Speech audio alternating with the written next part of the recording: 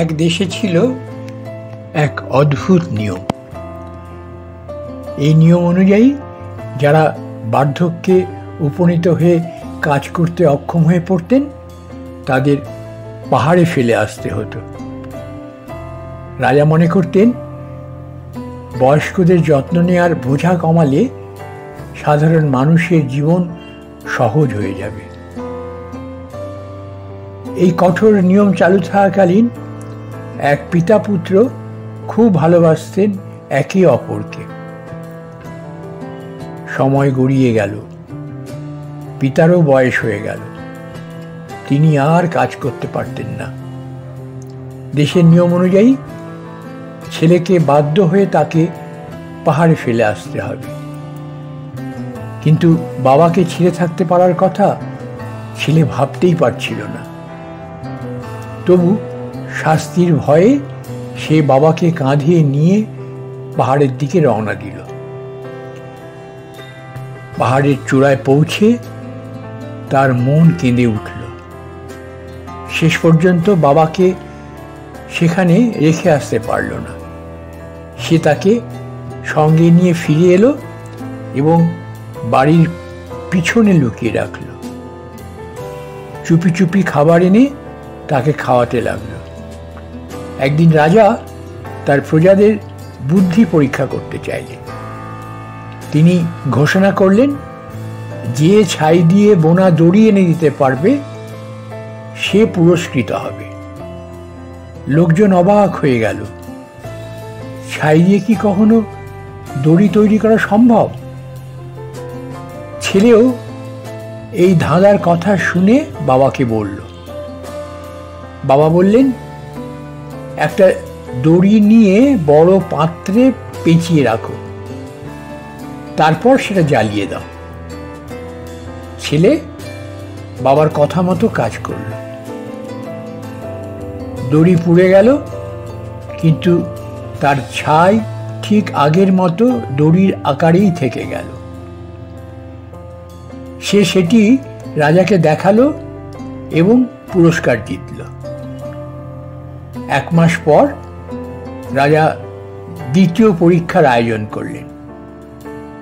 তিনি একটি কাঠের ডাল দিলেন এবং বললেন, এর শিকড় আর আগার পার্থক্য খুঁজে বের করো।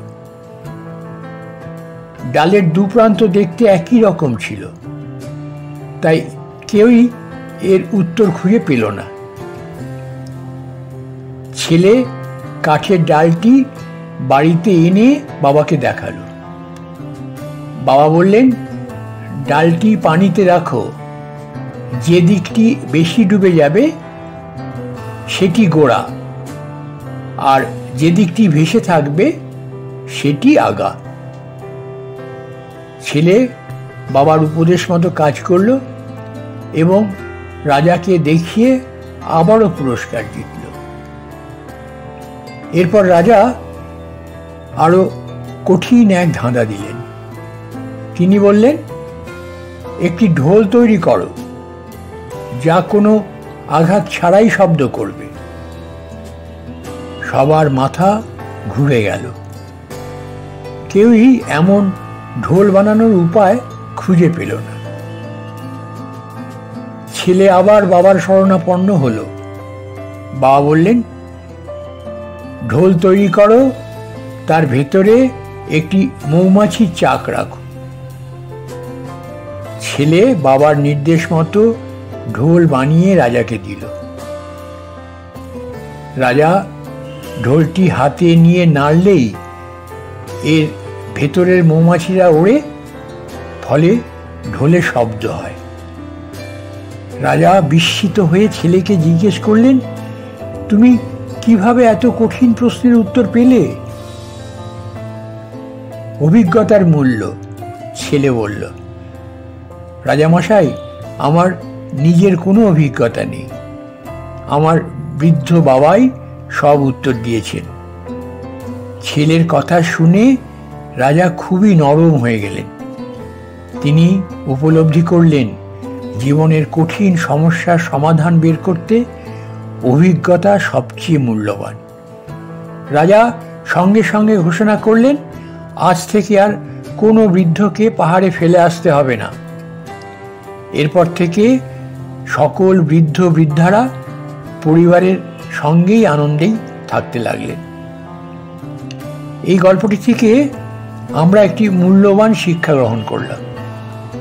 বিনা আঘাতে শব্দ করা ঢোলের কাহিনী আমাদের শেখায় অভিজ্ঞতা অমূল্য। বয়স্করা আমাদের জীবনের অভিশাপ নয়, তারা আমাদের জীবনের আশীর্বাদ। তাদের যত্ন নেওয়া আমাদের শুধু দায়িত্বই নয়, বরং এটা আমাদের পরম সৌভাগ্য। একজন মা গর্ভ থেকে জন্ম দেন, আর বাবা নিজের কাঁধে তুলে মানুষ করেন। তারা জীবন্ত ঈশ্বর।